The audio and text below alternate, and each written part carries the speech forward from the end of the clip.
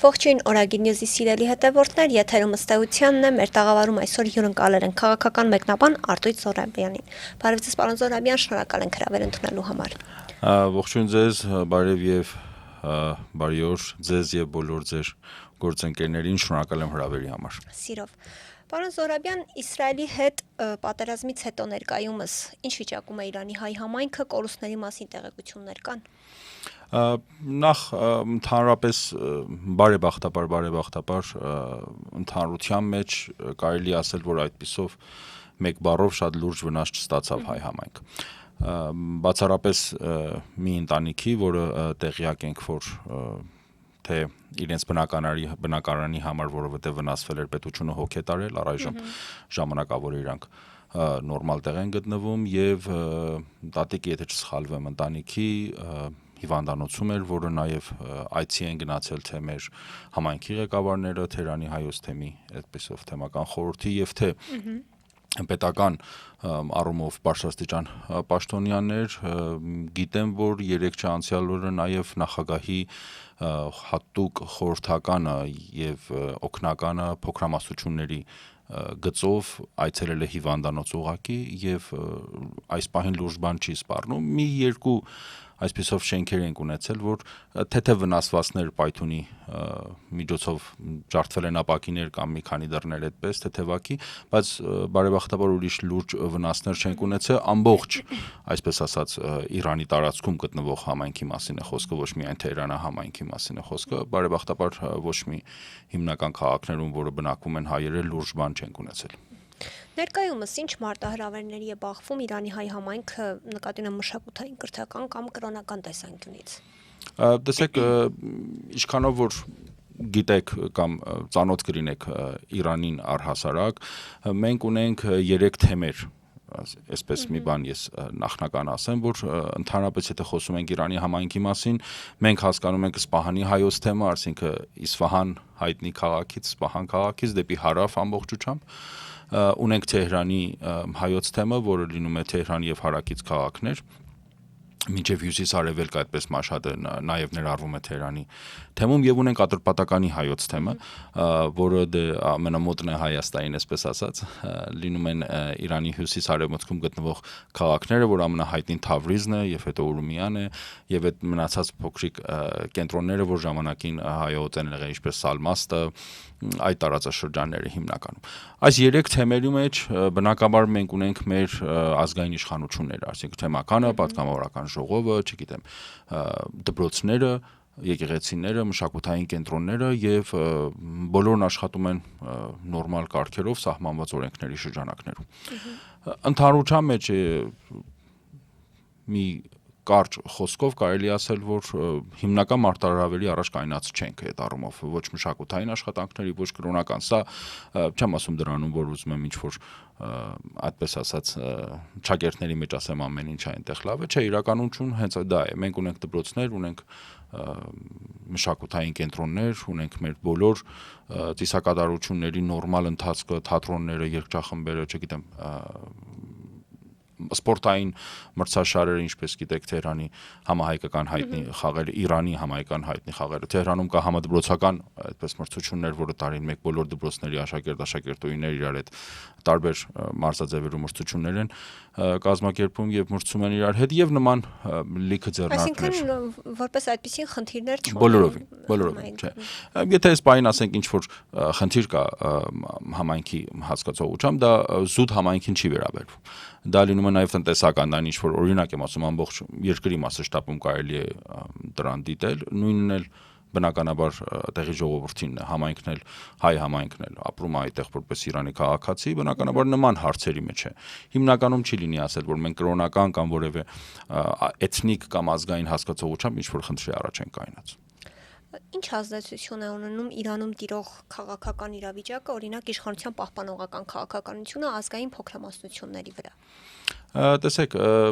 քաղաքական թևերը ընդհանրապես այդ թեմայով խորապես չեն զբաղվում։ Իրանի Իսլամական Հանրապետությունը իր ընդհանուր քաղաքականության մեջ դա ներառվում է եւ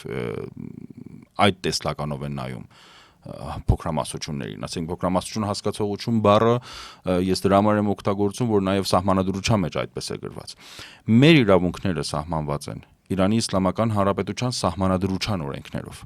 Սա կարելի է այդպես նայել հարցին։ Դրա համար կարևոր չի, որ ինչ թև է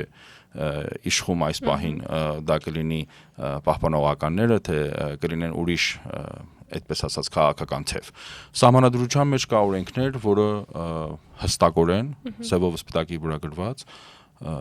խոսում են փոքրամասնությունների, այդպես եմ ասում նույն բառով, բայց դա մենք հասկանում ենք կրոնական փոքրամասնությունների, ինչպես քրիստոնյաները, զրադաշտները, հրեաները եւ տարբեր տեսակի քրիստոնեություններ մենք ունենք այնտեղում, ասենք մենակ հայերը չեն, նաեւ աշորիներն էլ այդտեղ ապրում են եւ ունեն իրենց եկեղեցին, իրենց դպրոցները, իրենց ընթացքը, այդպես ասած, իրենց մարզամշակութային կենտրոնները, ունեն իրենց խորհրդարանի պատգամավորը, հրեաներն ունեն իրենց խորհրդարանի պատգամավորը, զրադաշտներն ունեն իրենց խորհրդարանի պատգամավորը, հայերն էլ ունեն իրենց խորհրդարանի պատգամավորները։ Այսինքն մենք ունենք Թեհրանի եւ հյուսիսային իրանահայության պատգամավոր հասկացողությամբ եւ ունենք Իսֆահանի եւ հարավային իրանահայության պատգամավոր։ Սա նաեւ ներառվում է ոչ թե միայն մեր պատգամավորներն են համարվում, այլ նաեւ ընդգրկված են Իրանի խորհրդարանի պատգամավորներ, ասենք իրանք նաեւ առնչվում են երկրի մասշտաբով ցանկացած հարցին, որը բարձրաձայնվում է խորհրդարանում։ Իմաստնավորի նաեւ զգոն են մեր հարցերի նկատմամբ, փորձում ենք իրենց գրասենյակից, եթե լինում են այսպես տարածայնություններ, չգիտեմ, օգնություններ, դիմումներ, նամակներ եւ այլն, հիմնականում կատարվում է նաեւ խորհրդարանի պատգամավորների միջոցով։ Ուրեմն ընդհանուր պիտի ասեմ, որ քաղաքական թեքուման հարց չէ, գլոբալ հարց է, ասենք ընդհանուր Իրանում կա ինչ որ հստակ ուղղություն, հստակ քաղաքականություն փոքրամասնությունների վերաբերյալ, իմաստնավորի հայերի վերաբերյալ, որը բարեբախտաբար միշտ լավ է եղել եւ փոխադարձ հարգանքի վրա է հիմնվել, այսինքն մենք միշտ փորձել ենք այդ երկու կողմը ներառել, ինչպես մենք ենք Իրանը համարել որպես այդ երկիրը, որ մենք ապրում ենք այդտեղ, մեր երկիրը, այսպես ասած, փորձել ենք ներդրել մեր ամենալավը, ինչպես որ պատմությունն է ցույց տալիս, եւ իրանք էլ փոխադարձ այդպես է եղել, եւ իրանք բազմիցս նշում են, որ ողջ պատմության ընթացքում հայերը բարեբախտաբար միշտ էլ անունով են եղել։ Պարոն Զոհրաբյան, Իսրայելի հետ պատերազմից հետո Իրանը կարող է վերանայել հարաբերությունները Հայաստանի հետ։ Կարող ենք օրինակ առաջիկայում երկկողմ հարաբերությունների խորացման կամ օրինակ հետընթացի ականատես լինել։ Ես մի քիչ ավելի հետ կգնամ, ավելի, ասենք, որովհետև զուտ քաղաքական հարցը ավելի այսպես պատասխանեմ։ Սրանից մի քանի ամիս առաջ, եթե հիշեք, Իրանի արտաքին գործերի նախարարության քաղաքական հարցերով փոխնախարար պարոն Թախտերավանչին մի հայտարարություն արեց, որ այսպես մի բան ասեց, որ պետք է գնանք Հայաստանի հետ նաև ռազմավարական հարաբերության հիմք ստեղծել եւ խորացման հարցով։ Սա կարելի ասել, որ ամենալուրջ արտահայտությունների շարքում էր, որը փոխում է նաև Իրանի հարաբերությունները Հայաստանի հետ։ Ես կասեմ նաև այստեղ դերակատար էր այսպես ճակերտյալ կոչված Զանգեզուրի թեման, որը Իրանը հստակ դիրքորոշում ընդունեց, որը նաև այդ դիրքորոշում ունեցավ վերջին իրադարձությունների վերաբերյալ իրանա-իսրայելական թեմային եմ ուզում ասել։ Սա նշանակում է, որ ոչ թե մենակ այս 12 օրվա միջադեպը կամ պատերազմը, եթե այդպես վերնագրենք, ինչ որ բան կփոխի, չէ, ես կարծում եմ, որ սա կլինի ավելի լուրջ, ինչ որ կետ Իրան-Հայաստան հարաբերություններին ավելի խորը վերանայելու համար։ Ես կարծում եմ, որ հետընթաց չենք ունենալ։ Ոչ թե դրանում, որովհետև այս պահի դրությամբ պատերազմի հարցեր կան, հարաբերություններ հարևանների հետ, չէ։ Սա դիտմամ սկզբում շեշտեցի պարոն Թախտերավանչի արտահայտությունը։ Արդեն կա լուրջ այսպես ասած հարաբերությունների փոփոխման, որը դեպի զարգացում եւ խորացում է։ Ես գոնե կարող եմ ասել վերջին 1-2 տարվում դա զգալի է, որ փոփոխություն է ներկայացել։ Նաև պիտի անդրադառնալ պարոն Սոփանի արտահայտությունները Իրանի դեսպանը Հայաստանի Հանրապետությունում, որը զգալի է, որ արդեն թեմաները ավելի լուրջ են, էներգետիկ հարցերի թեման ենք արտահայտվում առհասարակ ճանապարհային, ճանապարհաշինության հիմնականում նոր ճանապարհի մասին ենք խոսում, գազի արտահանման ավելացման մասին ենք խոսում։ Այսինքն սա նշանակում է, որ լուրջ թեմաներին ենք անդրադառնում։ Ոչ թե մնացած թեմաները լուրջ չեն եղել, չէ։ Մենք Իրան-Հայաստան հարաբերությունների հիմնակարը ըստ իս եղել է մշակութային հարաբերություններ։ Սա պատմամշակութային ավելի ճիշտ ասել հարաբերությունները, սա լավ է ինքնըստինքյան, սա վատ բան չէ։ Բայց դրանից կա ավելի կարևոր հարց։ Մենք ինչքան կարողանանք խորացնենք հարաբերությունները Իրան-Հայաստան հասկացողությունը իմասնավորի տնտեսական եւ քաղաքական հարցերի մեջ։ Սա նաեւ ինքնըստինքյան կստեղծի անվտանգության գոտի։ Ինչքան հարաբերությունները խորանան միմյանց հետ տնտեսական առումով ու նաև քաղաքական առումով, սա կստեղծի անվտանգության հարթակ Իրան-Հայաստան հարաբերությունները եւ ցանկացած թեմա չի մեզ համար հարց առաջացնի, որ արդյոք այս պահից հետո մենք պիտի զարգացում տեսնենք, թե հետընթաց տեսնենք։ Չէ, ընդհանրապես միջազգային հարթակում երկու երկրները այդպես անպայման չի, որ կնքում են այս պահից հետո մենք լինենք եղբայրներ կամ չլինենք եղբայրներ, չէ։ Ազգային շահերն են խոսում այս պահի դրությամբ։ Միգուցե կարելի է այսպես ասել, որ ազգային շահերը թելադրում են հարաբերությունների տեսակը երկու երկրների մեջ։ Սա վերջին մի քանի տասնամյակում արդեն համաշխարհային հարթակում մեզի փաստվել է։ Ուրեմն եթե Իրան-Հայաստանը կարողանա իր հարաբերությունները դարձնի ռազմավարական ընկալման, ասինքն խորանան հարաբերությունները այն աստիճանի, որ արդեն լինի անբաժանելի։ Դրանից հետո կարող է լինել խնդիրներ, միշտ կլինեն խնդիրներ, բայց այդ հարաբերության խորությունը պատճառ կդառնա, որ այդ խնդիրները որևէ խափանջ չհանդիսանան Իրան-Հայաստան հարաբերությունների մեջ։ Ուրեմն ես կարծում եմ իմ մասնավորի Իրան-Իսրայել վերջին 12 օրվա միջադեպերի կամ պատերազմի վերաբերյալ Իրան-Հայաստան հարաբերությունները ել ավելի կխորանան ըստիս, մենք հետ ընթաց չենք նշանակելու կամ գրանցելու մի խոսքով, եւ առավել եւս կարծում եմ հնարավորություն կունենանք, որ մի այլ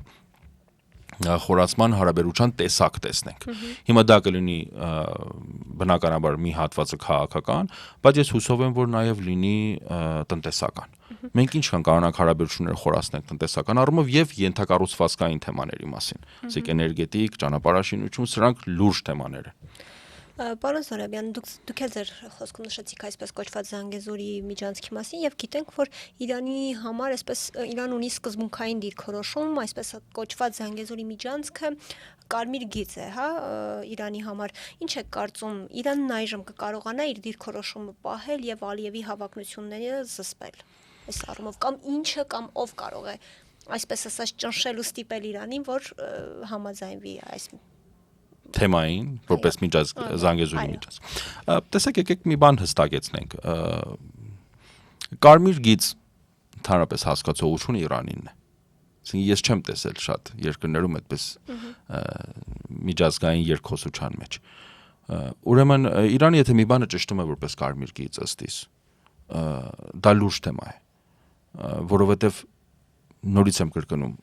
այս թեմաները, ինչպես մի քիչ նախկինում խոսեցինք փոքրամասնությունների մասին կամ ազգային անվտանգությանը, չգիտեմ, Իրանի ամբողջական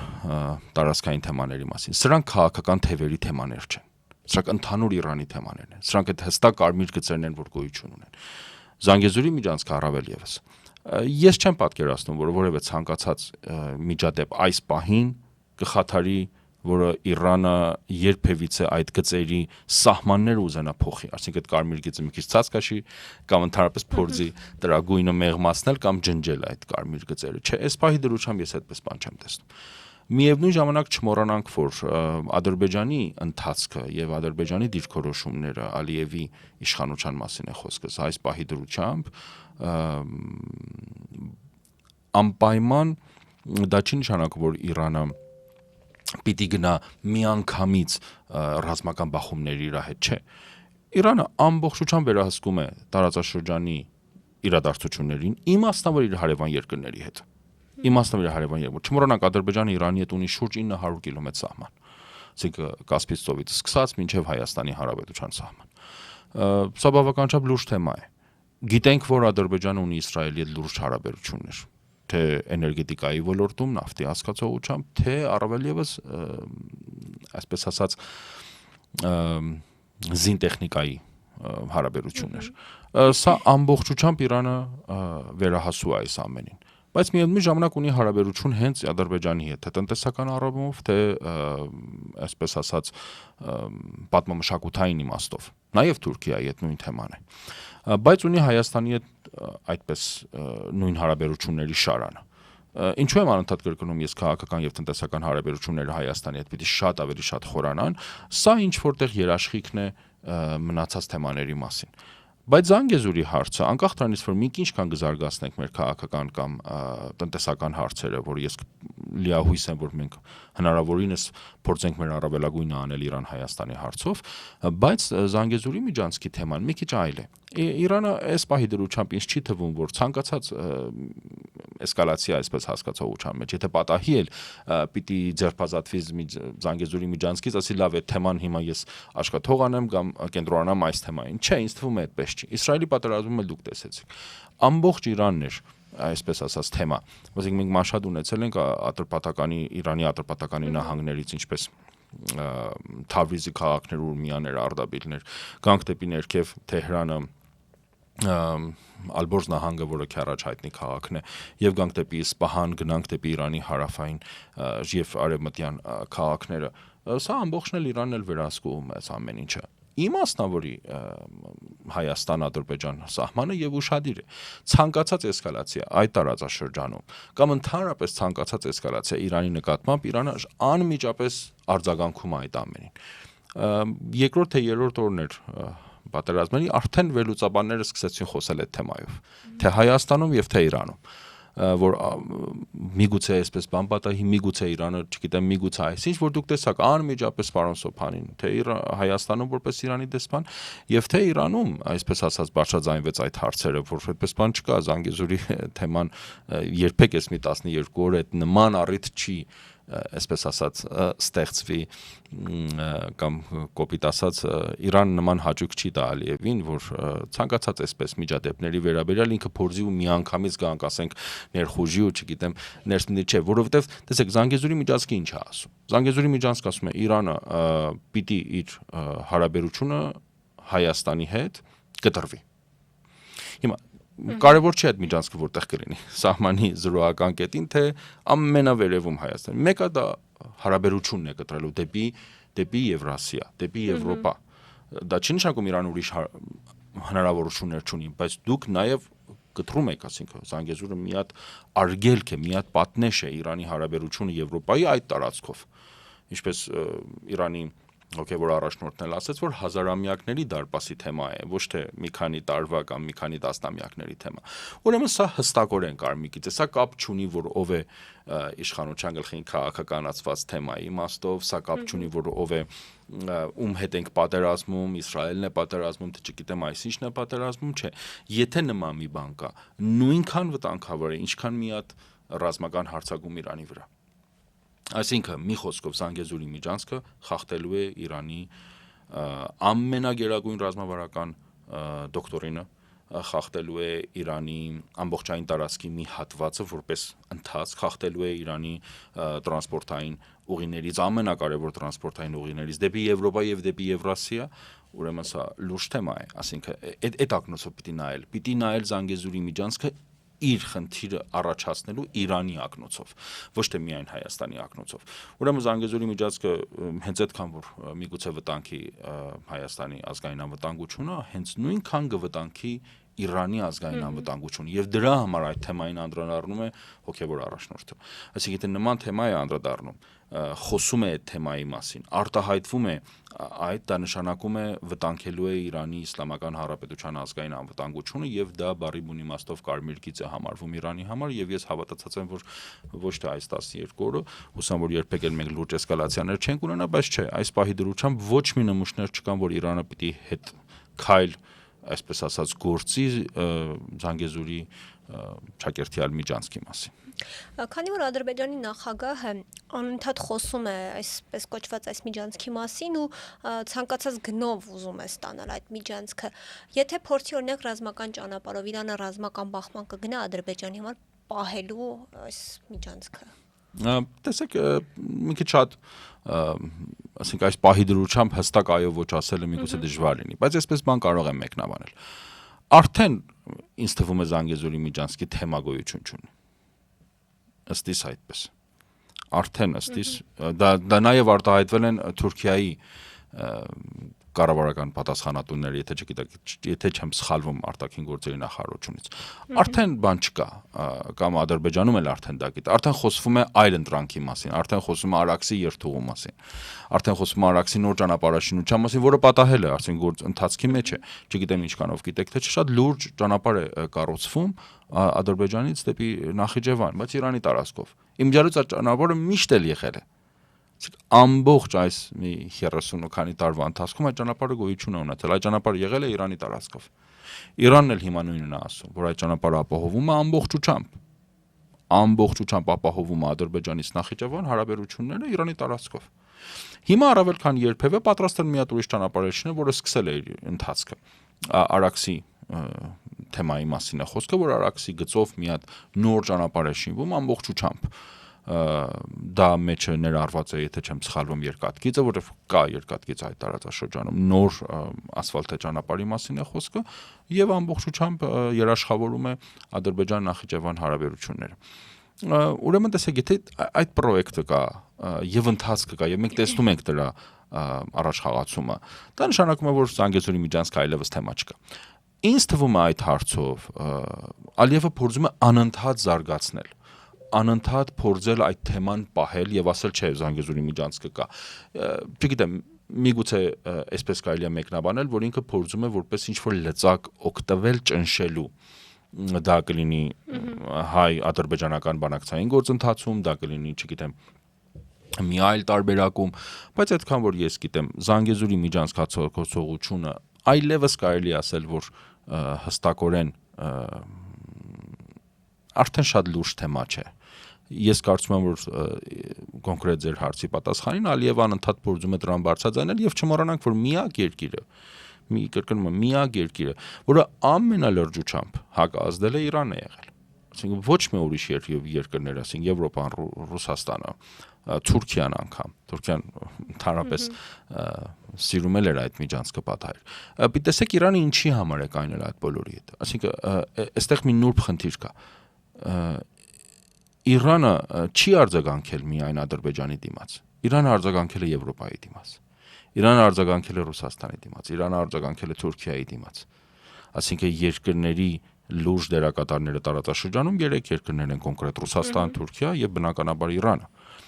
Այստեղ կան նաեւ մի շարք այլ երկրներ կամ պետություններ, որոնք փորձում են իրենց քաղաքական շահը ստանալ։ Եվրոպան բնականաբար Միացյալ Նահանգները։ Այդպես։ Իրանը բոլորի առաջ է կայնել։ Ով փորձում է Զանգեզուրի միջանցքի թեման բարձրացնել, Իրանը անմիջապես դրան արձագանքում է։ Եթե լինեն նման մոտեցում, որը պիտի Ադրբեջանը ռազմական տեխնիկա մտցնի այդ տարածքում, որը պիտի վտանգի Իրանի քաղաքացիներին, Իրանի տրանսպորտին, վերջապես Իրանի տրանսպորտին համարվում է Իրանի քաղաքացիներ, վարորդները, որ գալիս գնում են։ Ես չեմ կարծում, որ Իրանի արձագանքը կլինի զուտ դիվանագիտական։ Ես կարող եմ դա այդպես եզրակացնել, որ եթե նման բան պատահի, Իրանի արձագանքը զուտ դիվանագիտական չի լինել։ Պարոն Զոհրաբյան, եւ այսպես ամփոփելով զրույցը, ինչպես է Իրանը վերաբերվում թուրք-իսրայելական համագործակցությանը եւ Իսրայելի ազդեցությանը Ադրբեջանի վրա։ Տեսեք, եկեք մի հատ այսպես որտեղ ուզում ենք ամփոփենք նաեւ մի քիչ վերադառնանք այն նորից տնտեսական հարաբերություններին։ Թուրք-իսրայելական հարաբերությունները, Ադրբեջան-իսրայելական հարաբերությունները առհասարակ հիմնված են նաեւ տնտեսական առումով։ Տեսեք, մենք տարածաշրջանում, ինչպես որ գիտեք, լուրջ ունենք էներգետիկայի կենտրոններ, ռեսուրսներ, այսպես ասած։ Ինչքան կարևոր են էներգետիկայի ռեսուրսները, նավթը, չգիտեմ, գազը, ինչքան որ կարևոր է, հանքերը, այդ բոլորը ինչքան որ կարևոր են, նույնքան կարևոր են, նույնքան միգուցե ավել կարևոր են էներգետիկայի փոխանցման գծերը։ Մենք այս պահին տեսնում ենք, որ ցանկացած էներգետիկայի փոխանցման գծեր փորձում է շրջանցել Իրանը, սկզբում եւ Հայաստանը երկրորդում։ Այսինքն եթե տեսեք TAP-ը, TANAP-ը, Trans-Caspian-ը, ժամանակին Trans-Afghan հասկացողությունը, TBS-ը, սրանք բոլորը փորձում են շրջանցել Հայաստանը եւ Իրանը։ Բոլորը կարող են գնալ դեպի Եվրոպա շատ հեշտ գծերով։ Իրանի տարածքով, Հայաստանի մի խոսքով, մի հատվածը Հայաստանով, հիմնականում Իրանով, ավելի ապահով, ավելի էժան։ Բայց բոլորը դա է պատճառում։ Ուրեմն թուրք-իսրայելական հարաբերությունների ամենամեծ տոկոսը նաև կապված է նավթին։ Դուք գիտեք, որ ամենալուրջ Գազայի թեմայի ժամանակ, երբ Էրդողանը հստակ շեշտում էր, որ ոչ մի հարաբերություն չունի, նույն ժամանակ իր, այսպես ասած, նավերը շարժվում էին դեպի Իսրայել եւ փոխանցում էին Իսրայելի նավթը։ Հիմա այս պահին էլ մենք գիտենք, որ Ադրբեջանը հիմնականում եւ Թուրքիան մատակարարում է Իսրայելի, կարծում եմ շուրջ, եթե ճիշտ եմ հիշում, 40% նավթը։ Սա լուրջ թեմա է։ Մենք ունենք նաեւ թափի, այսպես ասած, խողովակաշարը, որ գնում է մինչև դեպի Իսրայել, Թուրքիայի տարածաշրջանում, Թուրքիայի տարածքով, այսպես ասած։ Ուրեմն դա շատ ավելի խորն է դրանում, որ մենք մտածենք, որ հիմնականում զուտ տնտեսական հարաբերություն են, շատ տնտեսական են, բայց շատ լուրջ թեմաների մասին, ասենք ենթակառուցվածքային, էներգետիկայի թեմաներ, եւ նաեւ կա այդտեղ մի շարք փոխանցման հարցեր։ Սա շատ խորն է։ Իրանը այտենց չի, որ տեղյակ չի կամ լավացանոթ չի, բայց միևնույն ժամանակ Իրան-Թուրքիա հարաբերությունները տնտեսական առումով շատ լուրջ են, շատ լուրջ են։ Նաև չմոռանանք, որ Թուրքիա-Ադրբեջան, Իրան, սրանք բոլորը նաև կրոնական հասկացողությամբ իսլամական երկրներ են համարվում եւ փոխադարձ հարգանքի վրա են հիմնված, ունեն պատմական խորը կապեր միմյանց հետ։ Ինչ որ տեղեր թվերով թրքալեզու երկու կողմը ժողովուրդ ունի եւ ունեն այդպես լավ հարաբերություններ, բայց միևնույն ժամանակ կա այդ ամենանուրբ եւ ամենախորը կարմիր գծերին մոտիկանալու հասկացողությունը։ Դա կարելի է տեսնել այս անգամ 12 օրվա պատերազմի շրջանակում։ Ես մի մեջբերում կանեմ Իրանի զինված ուժերի գլխավոր շտաբից, պետից, որը արտահայտեց, որ տարածաշրջանում ցանկացած իսրայելական կենտրոն, որը այդտեղից կվնասի Իրանի ամբողջական տարածքը կամ կվնասի Իրանի ազգային անվտանգությունը, դա օրինական թիրախ է Իրանի համար։ Մենք բոլորս գիտենք, որ Ադրբեջանում իսրայելական կենտրոն կա։ Դա նշանակում է այլևս ընդհանրապես այդպես չի լինի, որ այդտեղից մի բան պատահի, որտեղ եղել է տարիներ առաջ։ Եվ հետո Ադրբեջանը կգա մի հատ դիվանագիտական առումով մի հատ ներողություն կխնդրի, մի հատ կհայտարարի, որ մենք տեղյակ չենք եղել, մեզի տեղյակ չէր պահել, չգիտեմ, Իսրայելը այսպես, Իսրայելը այնպես։ Դա ինձ թվում է արդեն թեման փակված է։ Եվ պատերազմի 3-րդ թե 4-րդ օրն էր, որ Ադրբեջանի արտաքին գործերի նախարարը անմիջապես ասեց, որ մենք թույլ չենք տա մեր տարածքից նման բաներ պատահի։ Չգիտենք, դա պիտի տեսնենք, որ դեռ քննարկումներ կան, որ նման բաներ եղավ թե չէ, որտեղ խոսքը կար, որ ԱԹՍ-ներ են եղել այդ տարածքից, բայց համենայնդեպս դեռ էս պահի դրությամբ պաշտոնապես չփաստված թեմա է։ Բայց ուզեմ ասեմ, որ Իրանը միշտ էլ է դա նկատի առել։ Իրանը միշտ էլ է փորձել արձագանքել, միշտ էլ հուշել է թե Թուրքիային, թե Ադրբեջանին ամենաբարձր մակարդակում, որ իրենք ինչու են այդ հարաբերությունները պահվում, չնայած իրանք էլ ունեն իրենց տրամաբանությունները, մի կողմից Գազայի հարցով անընդհատ Թուրքիայի նախագահը փորձում էր, որ այդպես ասած հերրու պահել Թուրքիային Գազայի ցեղասպանության հարցով, անընդհատ փորձել մաքուր մնալ այդ թեմայով, բայց դա բոլորս էլ գիտենք այդպես չի, Ադրբեջանն էլ նույնպես, բայց դե Ադրբեջանը կարելի ասել, որ Ղարաբաղյան հակամարտությունից հետո մի քիչ քաղաքականապես փորձում է, ասպես ասած, իրեն սանձազերծված պահել, մի քիչ ավելի իրեն, միգուցե բառը շատ ճիշտ չլինի, կամ էլ ճիշտ լինի, տկեղ լինի, լկտի պահել այդպես քաղաքական առումով։ Եվ շատ ժամանակ ներողամտություն էլ չի հայցում, շատ ժամանակ բաց էլ արտահայտվում է, շատ ժամանակ փորձում է դեպի Իսրայել իր հարաբերությունները պահել եւ կարծում եմ դրանք ընթացքում Իրանը այդպես ասած նշում է այդ ամենը եւ հարկ եղած պարագայում կպատասխանի, բայց այս պահի դրությամբ եթե լինեն ապագայում տաստված չլինի, եթե լինեն ապագայում նորից նման էսկալացիաներ, նման պատերազմական իրավիճակ ընդհանրության մեջ, ես կարծում եմ այս անգամ դա այդքան հեշտ չի լինելու եւ առհասարակ կարող ենք տեսնել, որ թուրք-ադրբեջանական այդպես ասած հասկացողությունը որպես մի հատ հարաբերություն կամ մի հատ ռազմավարական հարաբերություն տարածաշրջանում, որտեղ պիտի գրանցենք, որ Թուրք-Ադրբեջանը ռազմավարական հարաբերություն է, այսինքն Թուրքիա-Ադրբեջանը հիմնականում համարվում են տարածաշրջանում որպես ռազմավարական հարաբերություն ունեցող երկու երկիր։ Ուրեմն թուրք-ադրբեջանական հասկացողությունը մեր տարածաշրջանում այս պահի դրությամբ ինձ թվում է Իսրայելի հետ ունի հստակ հարաբերություն, Իրանն էլ հստակ գիտի այդ ամենը, բայց կարծում եմ, որ գալիք ապագայում մենք կարող ենք ականատես լինել, որ շատ լուրջ հարվածներ այդ կողմից չենք ստանալու, քանի որ Իրանը արդեն իսկ հստակեցրեց իր բոլոր, այդպես ասած, կարմիր գծերը Իսրայելի նկատմամբ,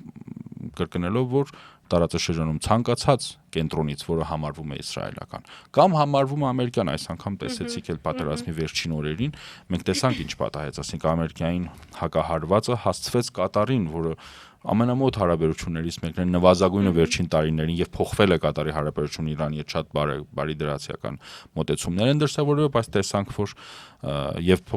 պատասխանն էլ ամենաբարձր մակարդակում ընդհուպ մինչև նախագահ, սա էր, որ ամենայն հարգանքով, բայց այդ կենտրոնը համարվում է Իրանի համար թշնամական կենտրոն եւ դա ես կասեմ, եթե մենք Կատարին ու Բահրեյնին ու Իրաքի հասկացողության չենք բանարել, ամերիկյան ռազմաբազաներին չենք, այսպես ասած, աչքա թողարել իրանց եւ հետ հարցակում ենք իրականացրել, բնականաբար ադրբեջանին իսրայելական կենտրոնները շատ ավելի հասանելի կլինեն Իրանի համար։ Շնորհակալ եմ, պարոն Զոհրաբյան, Ես եմ հետաքրքիր շնորհակալ։ զրույցի համար։ Փոխադարձ։ Իմ հյուրն էր քաղաքական մեկնաբան Արտույտ Զոհրաբյանը։ Կհանդիպենք։